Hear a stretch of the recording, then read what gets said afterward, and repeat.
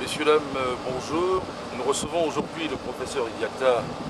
Professeur, vous êtes l'invité de l'émission La CEMAC en marche.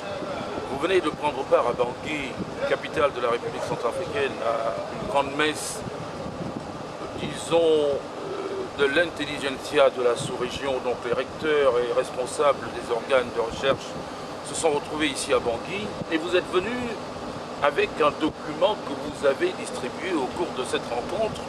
Il est intitulé « Les pays de la CEMAC sont-ils capables de renoncer à leurs prérogatives au profit d'une communauté d'intérêt ?» Alors, professeur, d'abord, merci d'avoir répondu à l'invitation de l'émission La CEMAC en marche. C'est une émission qui sera diffusée au Cameroun, en RCA évidemment, au Gabon, au Tchad, en Guinée équatoriale et au Congo. Alors, professeur, vous, le titre de votre ouvrage est une grosse interrogation. Pourquoi d'abord cette interrogation? Bon, merci beaucoup d'abord à la CEMAC, puisque vous y êtes. Merci aussi aux promoteurs de l'émission. Et c'est un grand honneur pour moi d'y prendre part. J'espère que je serai à la hauteur. Oh, vous l'êtes déjà. Les pays de la CEMAC sont-ils capables de renoncer à leurs prérogatives au profit d'une communauté d'intérêt? Le titre se veut volontairement provocateur. Nous partons en fait du contexte aujourd'hui de la sous-région de la CEMAC qui est décrit. Le contexte global est décrit par tous les spécialistes, par tous les politiciens et toutes les populations de la sous-région comme un espace fermé.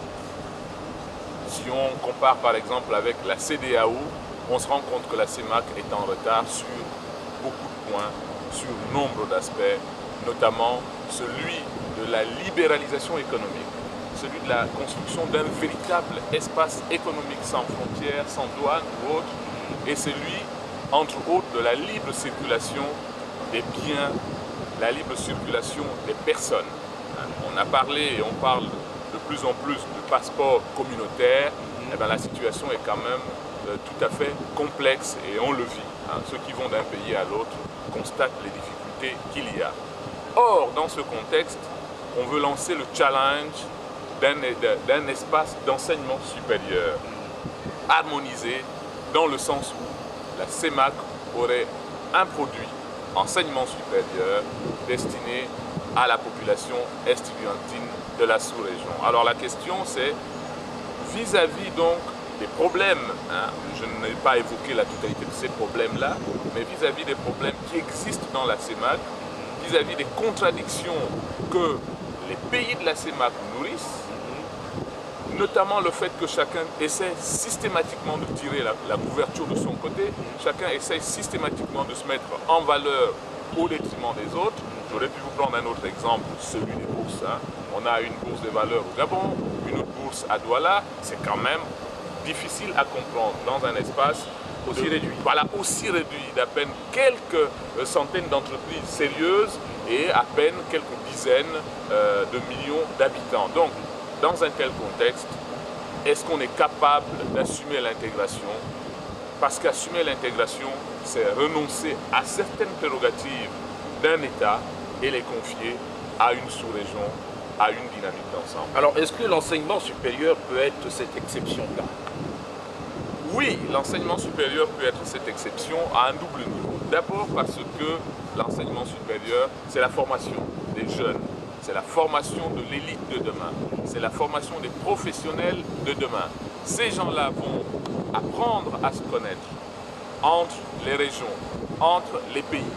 Ces gens-là vont perdre la peur de l'autre, vont perdre progressivement la peur de l'autre, considéré aujourd'hui, pour moi, à tort, comme l'étranger. Ils viendront en Centrafrique parce qu'ils y auront appris quelque chose. Ils y auront suivi une formation, soit en totalité, soit un semestre, soit quelques unités d'enseignement.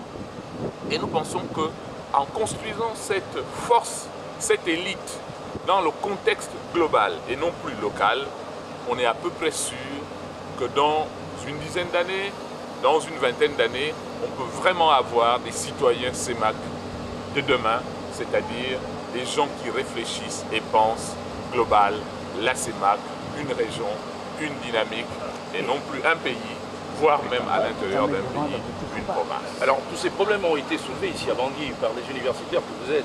Tous les problèmes ont été soulevés, mais nous, au niveau de la conférence des recteurs et des responsables d'organismes de recherche, nous ne nous intéressons qu'à l'aspect enseignement supérieur et recherche. Bien entendu, il y a 3 commissions principales. Une commission LMD, c'est-à-dire la mise en place du système licence, master, doctorat. Nous en parlerons. Voilà, nous en parlerons. Une commission donc recherche. Comment dynamiser des projets de recherche d'intérêt communautaire au niveau de la sous-région. Et puis bien entendu une 3e commission au niveau des œuvres universitaires. Parce que la mobilité étudiante suppose la définition de services de base qui soient sensiblement les mêmes dans la plupart des pays et qui soient prises en charge exactement de la même façon pour les étudiants en mobilité notamment, mais aussi pour ceux qui restent au plan local. Et en ce moment, où est-ce que vous en êtes? Bon, en ce moment, 5 ans plus tard, il faut rappeler que le processus a été lancé le 11 janvier 2005 dans la déclaration dite de Libreville et en 2009, nous sommes dans la 5e année. Le constat global qui est fait, c'est qu'on n'a pas beaucoup bougé. On n'a pas beaucoup bougé et les étudiants de la sous-région commencent à être extrêmement impatients. Je voudrais prendre un aspect, celui de la mobilité. Il n'y a pas de texte de mobilité, il n'y a pas de cadre de la mobilité, il n'y a pas de moyens pour financer la mobilité. Ni les États, ni la CEMAC. Or, les étudiants n'ont pas attendu la CEMAC pour se mouvoir dans la sous-région, parce qu'il y a des étudiants qui partent ici et là. Et ce qu'on devrait faire, c'est pouvoir canaliser cette mobilité, rattraper ce qui n'a pas été fait. Donc, sur ce point, on n'a pas bougé. Au niveau de la mise en place du système LMD, des textes existent, des directives CEMAC existent. Elles ont été intégrées dans les différents pays dans, si vous voulez, les textes réglementaires propres à chaque pays, hein, dans les lois de chaque pays. Mais on n'a pas une dynamique d'ensemble, ni à l'intérieur d'un pays, il y a des pays qui ont plusieurs universités, ni même entre les universités à l'intérieur de la sous-région. Ce que l'on constate, c'est que même au niveau des universités, chacun essaie toujours de tirer la couverture de son côté. On n'arrive pas encore et on n'a pas mis un système d'ensemble. L'un des critères, au-delà des textes qui existent, c'est la définition d'un système global de crédit. Pour dire simplement, un crédit dans l'enseignement supérieur est une mesure pour dire la compétence acquise par un étudiant dans un parcours de formation donné. On peut imaginer, par exemple en agronomie, que vous avez telle unité d'enseignement qui vaut tel nombre de crédits, c'est-à-dire la charge de travail nécessaire pour acquérir la compétence requise. Alors, on ne peut pas parler de mobilité au niveau de la sous-région si on n'a pas les mêmes unités de mesure. Si tout cela n'est pas harmonisé. Si tout cela n'est pas harmonisé. On a des cas comme le modèle centrafricain qui me plaît beaucoup, mais qui pose aussi problème. C'est-à-dire qu'eux ont choisi d'enclencher le processus au niveau des masters avec des collaborations internationales. Mais sans collaboration locale, ce que j'appelle local, c'est au niveau sous-régional. C'est un autre problème. Donc il va bien falloir mouler tout ça pour arriver à un mélange qui soit vraiment une formation CEMAC de qualité avec un label CEMAC, plutôt que d'avoir toujours à reproduire ce qui se fait ailleurs, encore qu'on le reproduit la plupart du temps. Cela, professeur Idiata, peut se faire en combien de temps? Vous disiez tout à l'heure que les étudiants étaient très impatients. En combien de temps? C'est difficile à dire exactement. C'est-à-dire que l'Europe construit son système depuis bientôt 10 ans. Hein, c'est à l'horizon 2010-2012 que les choses devraient entrer totalement dans l'ordre. Ce ne sera sûrement pas le cas parce que ça n'est pas franchement facile. Ce que nous avons fait dans la sous-région, c'est que nous avons mis la charrue avant les bœufs. On n'a pas toujours d'études préalables pour pouvoir soutenir une décision politique. mais la décision politique a été prise. Ce qui reste, c'est trouver les moyens. Quand on parle de moyens, c'est à la fois des moyens humains, des moyens structurels, des moyens infrastructurels et des moyens, bien sûr, financiers. On peut imaginer, de mon point de vue, qu'on n'y sera pas avant 2015. Avant 2015, on n'y sera pas de façon efficace dans la gestion d'un système d'enseignement supérieur qui soit véritablement opérationnel. Je voudrais vous dire, et à tous les téléspectateurs d'ailleurs, que aujourd'hui et demain, la valeur marchande, c'est l'économie du savoir. Ce ne sera pas l'économie du pétrole parce que dans maximum une cinquantaine d'années, d'après tous les spécialistes, la question du pétrole sera réglée. Absolument. Toutes les universités du monde se livrent une compétition acharnée qui offre de meilleurs produits en termes de formation, qui offre le meilleur savoir. Mais quelle est la place que nous occupons? Quelle est la place qu'occupent nos universités? Il y a annuellement des classements internationaux des universités du monde. Je ne suis pas sûr. Où vous placez-vous? Oh là là, je ne suis pas sûr qu'une seule université de la CEMAC, malgré la bonne volonté, arrive à la 1000e place, ce qui serait honorable. Je ne le crois pas, parce que nos universités sont minées par... Vous semblez être sévère. Oui, la sévérité découle simplement de l'observation. Ce sont les faits. Quel est le poids que les États accordent dans leur budget annuel à l'enseignement supérieur et à la recherche? On peut imaginer... Parlons du cas spécifique de la CEMAC.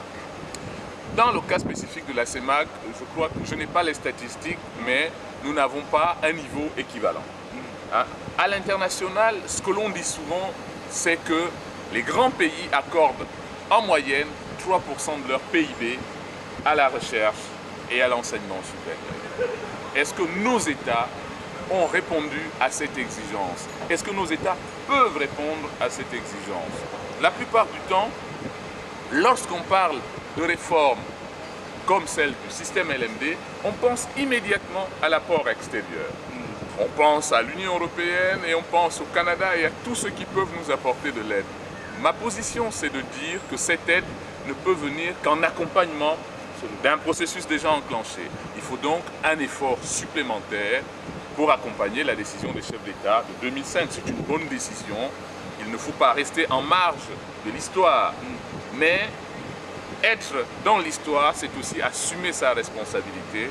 Et au niveau de la CEMAC, si les responsables politiques n'ont pas compris qu'il faut canaliser les étudiants, le poids des étudiants dans la sous-région, eh bien, on ira malheureusement au-devant de grands problèmes sociaux, parce que nos étudiants ont le web et voient ce qui se passe ailleurs. Donc on ne peut pas faire croire à ces étudiants-là que les choses ne se passent pas, parce qu'il ne se passe pas grand-chose chez nous. Donc l'idéal, c'est d'essayer de faire rêver nos étudiants et de les amener à faire, peut-être pas aussi bien, mais en fonction de nos moyens, à faire et à être comme les autres. Alors, professeur, vos collègues vous présentent comme l'un des spécialistes justement de ce système LMD. Parlons-en un tout petit peu. Où est-ce que vous en êtes?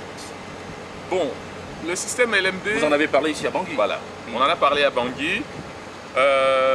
J'ai eu l'honneur donc d'être désigné comme expert de la CEMAC parce que au Cameroun, en 2004, lors de la 4e session, la conférence m'avait demandé un travail qui consistait à mener une étude pour la définition d'un système de crédit.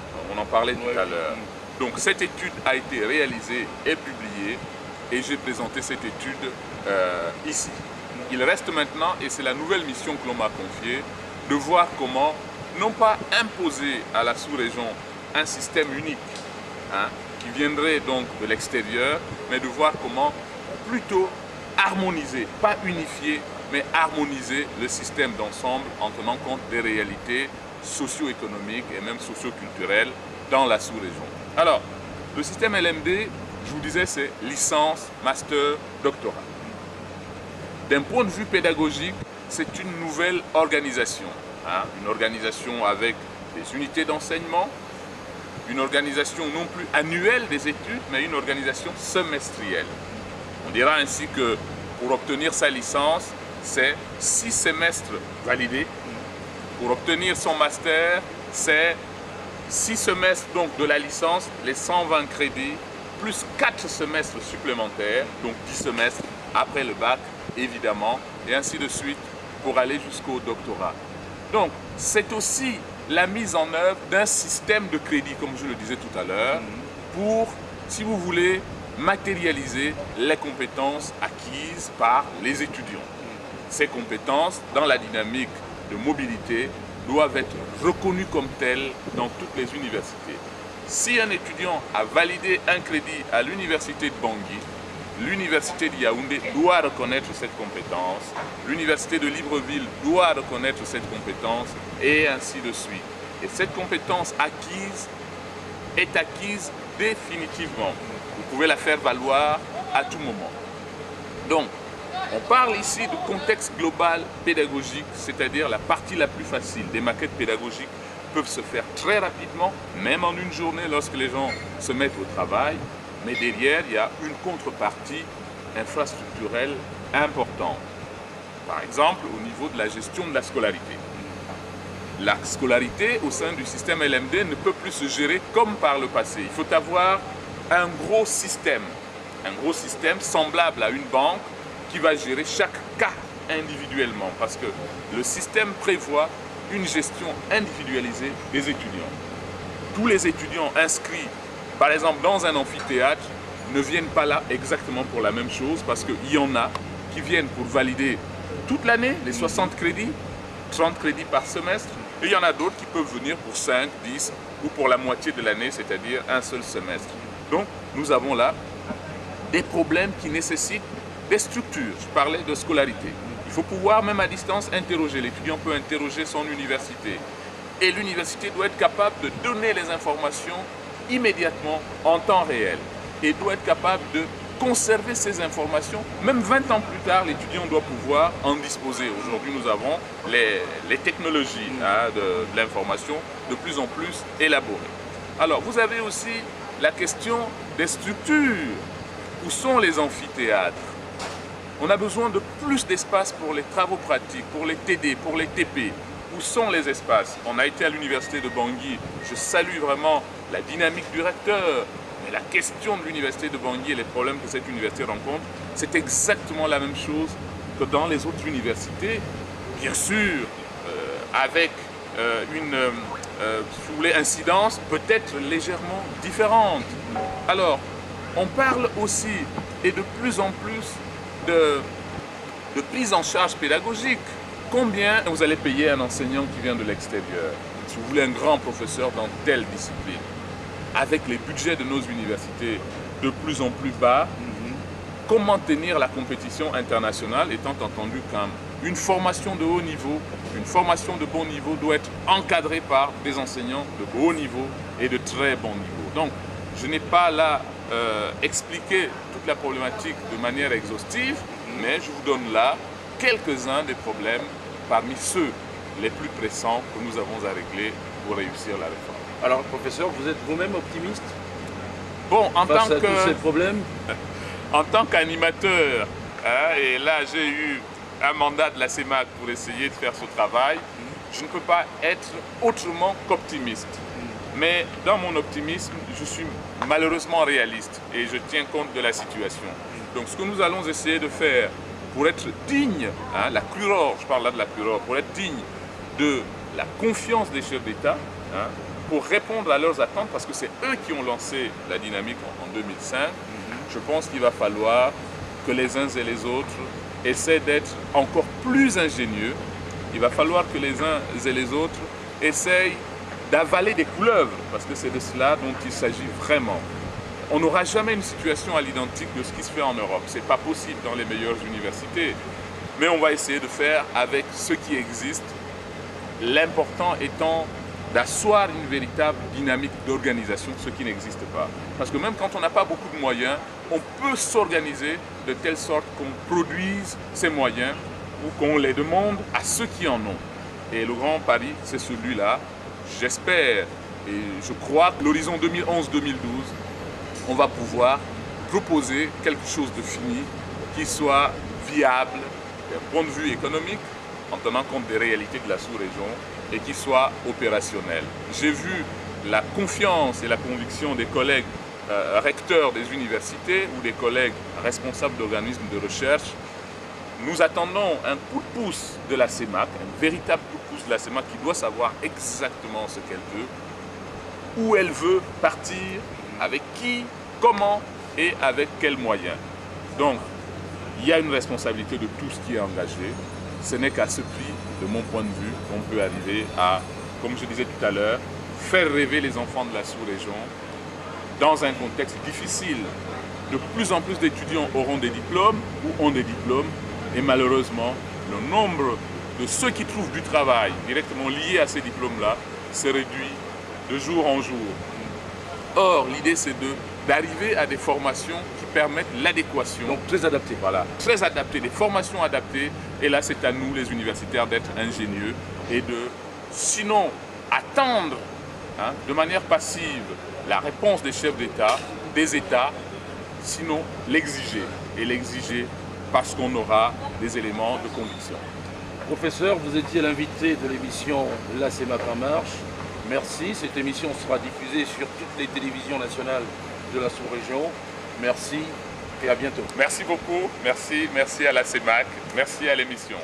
À la fin de l'entretien réalisé à l'hôtel Ubangui, le professeur Daniel Franck Idiata, commissaire général au Sénarest, a offert à la modeste équipe son ouvrage dédicacé. Cet ouvrage, qui est d'une actualité brûlante, est intitulé « Les pays de la CEMAC sont-ils capables de renoncer à leurs prérogatives au profit d'une communauté d'intérêt ?»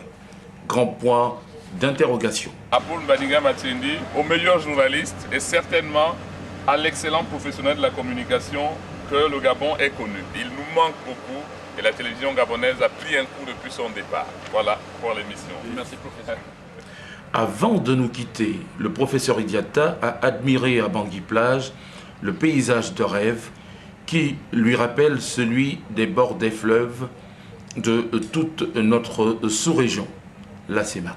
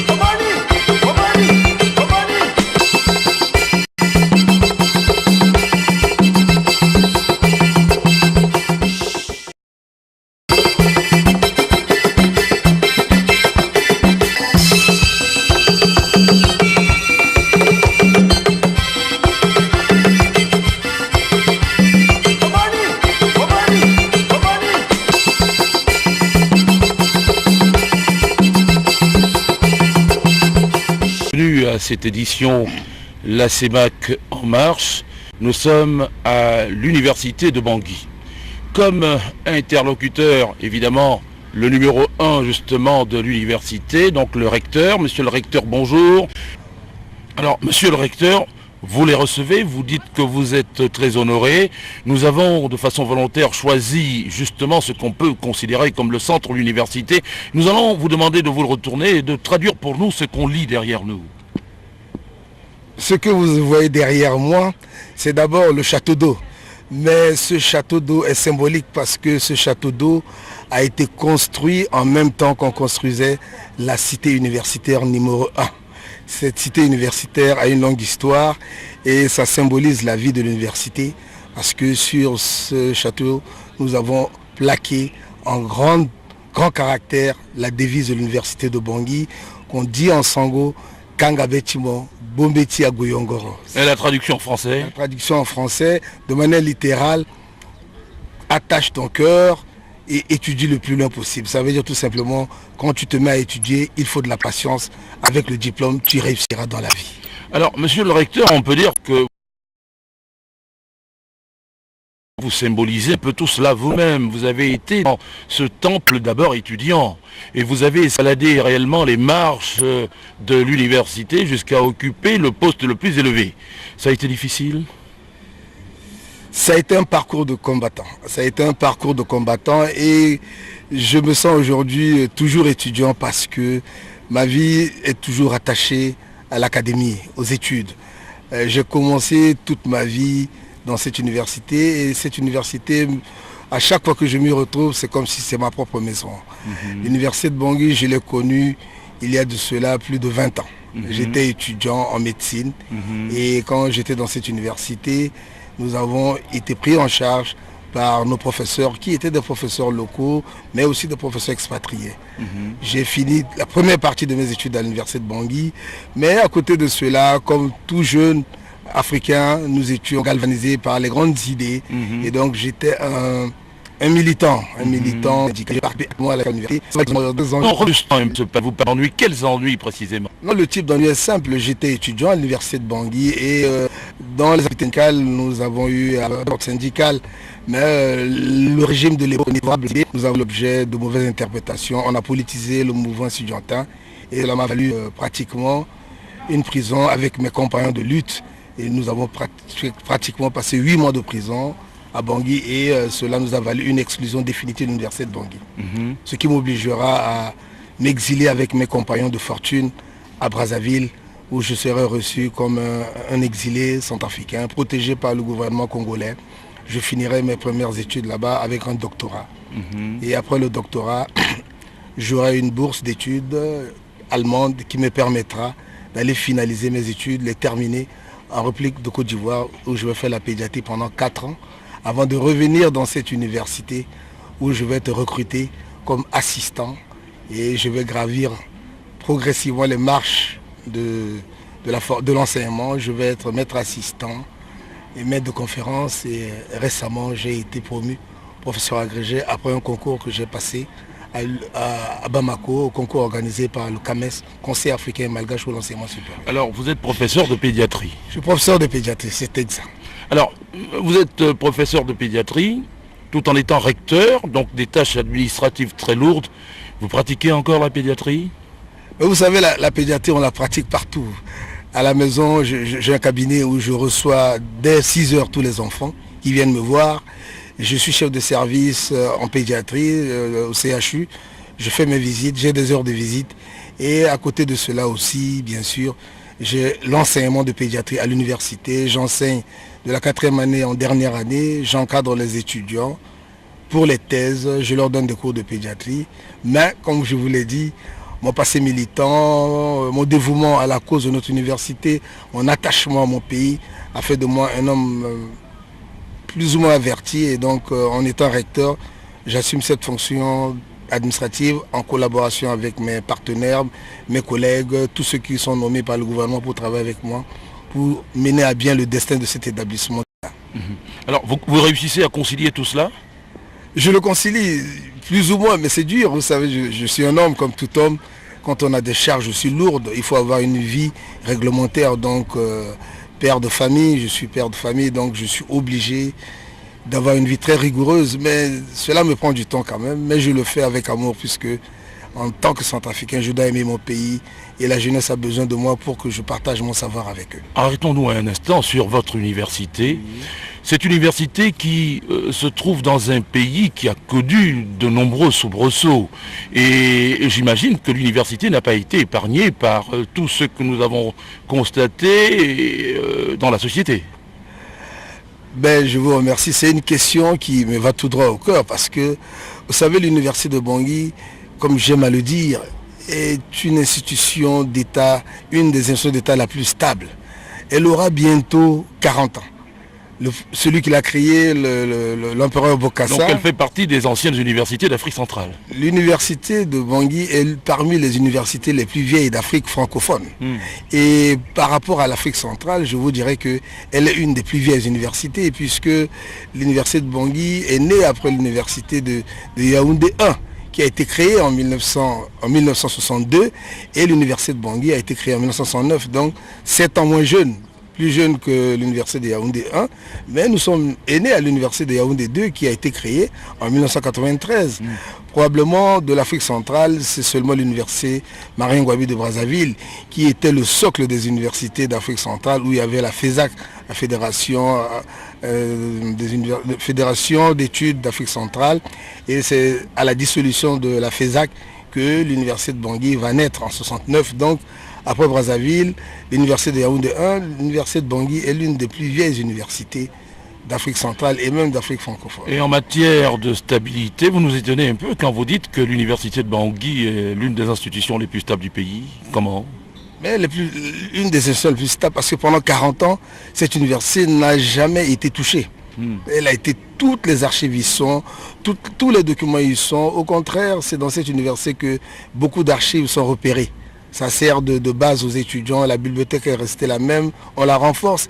Et que dirais-je encore, cette université participe régulièrement à la formation des cadres de ce pays. Et à partir de là, s'il y a des grèves, ce sont des grèves liées à la vie des étudiants. Même pendant les mouvements les plus difficiles qu'a connu la RCA, quelques semaines de grève conditionnées par les étudiants, on finit toujours par finir l'année académique.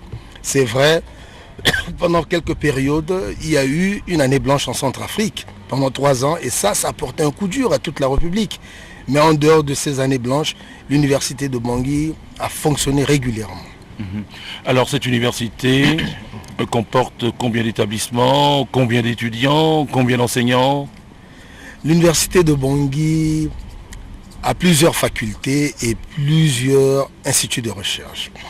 La plus vieille et la plus grande faculté de l'université de Bangui est la faculté de droit et sciences économiques. Elle a pratiquement 4000 étudiants. Après elle, vous avez la faculté des lettres et sciences humaines qui a pratiquement 2000 étudiants.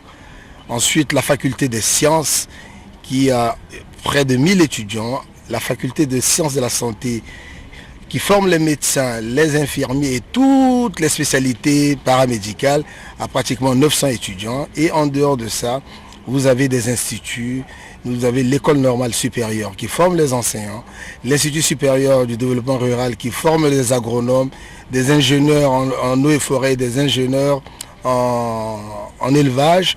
Vous avez aussi l'Institut de gestion qui forme des gestionnaires. Donc voilà pratiquement les principaux établissements de l'université de Bangui. À côté de ces établissements d'enseignement, nous avons des centres de recherche. Le premier centre de recherche, c'est l'Institut de langue appliquée, où on étudie les langues. À côté de l'Institut de langue, nous avons le CRM, qui est le centre de ressources multimédia. Ce centre de ressources multimédia permet de diffuser les grandes innovations de l'informatique appliquée à l'enseignement. À côté de cela, nous avons aussi le campus numérique, qui est une émanation de la francophonie et qui permet aux étudiants de se former, de faire des formations à distance. Nous avons aussi le centre de recherche en archéologie et en histoire, le CURDACA, qui forme les étudiants à faire de la recherche en archéologie. À côté de cela, nous avons aussi un centre de recherche sur la pharmacopée et la médecine traditionnelle, CERFAMETA, qui fait des recherches sur les plantes à vocation médicinale. Donc voilà à peu près les principaux établissements et les centres de recherche qui sont à l'université de Bangui. J'ai oublié à tout hasard le centre de recherche sur la francophonie, le CREDEF, et qui permet aux étudiants de faire des recherches sur la francophonie. Donc, voilà. Alors, monsieur le recteur, quand on passe devant l'université de Bangui, justement, on n'a pas l'impression justement qu'il existe tous ces centres de recherche. Alors, une université qui se développe à ce rythme-là, on imagine que vous avez en ce moment un problème d'effectifs, un problème également d'accueil. Est-ce que vous avez pensé au développement de cette université et vous comptez faire ce développement avec qui? Merci beaucoup. Effectivement, je vous l'ai dit tout à l'heure, l'université de Bangui aura bientôt 40 ans. Et vous savez, à 40 ans, on devient adulte. L'université de Bangui est devenue aujourd'hui une institution adulte qui connaît aussi sa crise parce que conçu au départ pour très peu d'étudiants, nous sommes aujourd'hui pratiquement à 9000 étudiants. Et avec les 3000 bacheliers qui viennent d'arriver, nous aurons 12 000 étudiants, ce qui fait que l'université a des problèmes d'infrastructure. L'université aussi a des problèmes des enseignants et l'université aussi a des problèmes d'équipement. Donc aujourd'hui, l'université de Bangui est à la croisée des chemins. Il y a de cela 4 jours, l'université de Bangui s'est retirée entièrement au niveau de la sommité à Boali pendant 3 jours pour réfléchir sur l'avenir de l'université. Pourquoi? Parce que nos partenaires privilégiés particulièrement la France et l'UNESCO, ils nous ont proposé, ils ont mis l'université dans leur budget prioritaire. Donc cette année, la coopération nous demande de revoir notre politique afin que nous bénéficions de l'appui pour nous aider à restaurer l'image de l'université sur le plan infrastructurel et aussi appui en personnel. Donc au cours de ce conclave, nous avons réellement procédé à ce qu'on appelle en médecin l'autopsie de l'université. Et cette autopsie nous a permis de sortir tous les problèmes qui minent notre université. Alors, le résultat de cette autopsie, pour reprendre votre terme? Le résultat de cette autopsie, actuellement, ces résultats sont en train d'être reliés et nous allons les remettre aux autorités compétentes, particulièrement à notre ministre de l'Enseignement supérieur, M. Zawa, qui le transmettra au gouvernement et au chef de l'État afin qu'une solution soit trouvée. Alors, en gros, que vous promet la coopération française et que vous promet également l'UNESCO dans ce domaine précis? Non, à l'issue de cette autopsie, nous allons faire un atelier de validation et à l'issue de cet atelier de validation, nous allons nous entendre pour préparer ce qu'on appelle une table ronde sur l'université. Une table ronde pour faire appel aux bailleurs afin qu'ils nous donnent de l'argent pour aider l'université de Bangui. Donc la table ronde, ça peut être organisé ici à Bangui, ça peut être organisé en France, ça peut être organisé dans un pays qui nous porte. Et à l'issue de cette table ronde, nous allons présenter l'autopsie de l'université avec le dossier que nous allons confectionner. Et chaque bailleur pourra, en fonction de ses besoins et en fonction de ses objectifs, nous prêter main forte, soit en matériel, soit en argent, soit en appui humain. Alors, en ce moment, il se tient ici une grande réunion de recteurs, des responsables de centres de recherche. Apparemment, vous ne leur avez pas tendu la main dans ce cadre précis.